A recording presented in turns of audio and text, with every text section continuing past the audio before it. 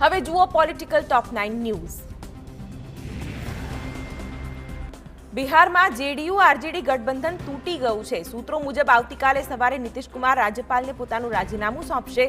સાથે જ રાજ્યપાલને તેઓ નવી સરકાર બનાવવાનો દાવો પણ રજૂ કરશે। જૂની ફોર્મ્યુલા હેઠળ બિહારમાં જેડીયુ બીજેપી સરકાર બનશે। આ સાથે નીતિશ કુમાર સીએમ પદના શપથ લેશે, જ્યારે સ્પીકરનું પદ ભાજપની પાસે રહેશે અને 2 નાયબ મુખ્યમંત્રી પણ ભાજપના જ રહેશે। બિહારમાં હાલ રાજકીય ગરમાવો ચાલી રહ્યો છે। રાજકીય ઉથલપાથલ વચ્ચે પટનામાં ભાજપ ધારાસભ્ય દળની બેઠક મળી હતી, જેમાં તમામ ધારાસભ્યો સાથે આગામી રણનીતિ પર ચર્ચા કરવામાં આવી હતી। બેઠક બાદ રાજ્યસભા સાંસદ સુશીલ મોદી બહાર આવ્યા હતા, જો કે બિહારમાં સરકાર બનાવવાના સવાલ પર કોઈ જવાબ આપ્યો નથી। આ તરફ રાબડી દેવીના નિવાસ સ્થાને આરજેડી ધારાસભ્યોની બેઠક યોજાઈ હતી। બેઠક બાદ તેજસ્વી યાદવે કહ્યું કે બિહારમાં હજુ રમત રમવાની બાકી છે। તેમણે કહ્યું કે નીતિશ કુમાર આદરણીય હતા અને છે।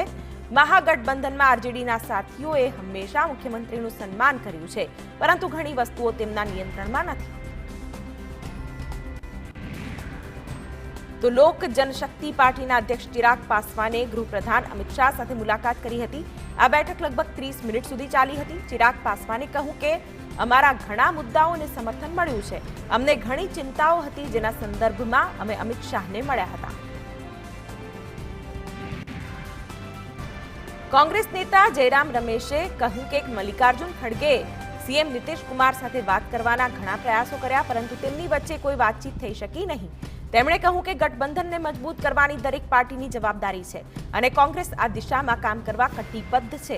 અમારી પ્રાથમિકતા ભાજપને હરાવવાનું છે।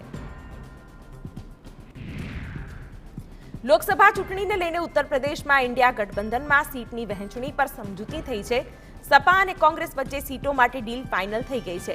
કોંગ્રેસ યુપીમાં 11 સીટો પર ચૂંટણી લડશે। સપા અધ્યક્ષ અખિલેશ યાદવે આ વાતની જાણકારી આપી છે।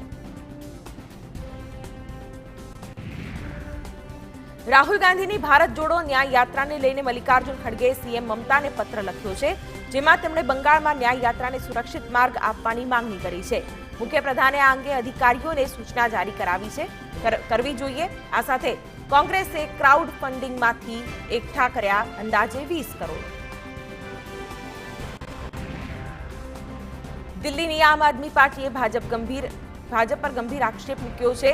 મંત્રી આતિશીએ કહ્યું કે આપના 7 ધારાસભ્યોને ખરીદવાનો પ્રયાસ કરી રહ્યું છે ભાજપ। આ માટે ભાજપે ₹25 કરોડની ઓફર પણ કરી છે અને દિલ્હીની આપ સરકારને તોડી પાડવાનું ષડયંત્ર ચાલી રહ્યું છે। સીએમ કેજરીવાલે પણ પોસ્ટ શેર કરીને ભાજપ પર અનેક આરોપો લગાવ્યા છે। હરિયાણા આપે જાહેરાત કરી છે કે રાજ્યમાં એકલા હાથે ચૂંટણી લડશે। આપના પ્રદેશ અધ્યક્ષ ડોક્ટર સુશીલ ગુપ્તાએ કહ્યું કે હરિયાણા વિધાનસભા ચૂંટણીમાં તમામ 90 બેઠકો પર એકલા લડવાના છીએ, પરંતુ લોકસભામાં રાષ્ટ્રીય નેતૃત્વને પોતાનું વલણ જણાવી દીધું છે કે આપણે મજબૂત છીએ અને આપણે ગઠબંધનમાં પણ ચૂંટણી લડી શકીએ છીએ અને સ્વતંત્ર રીતે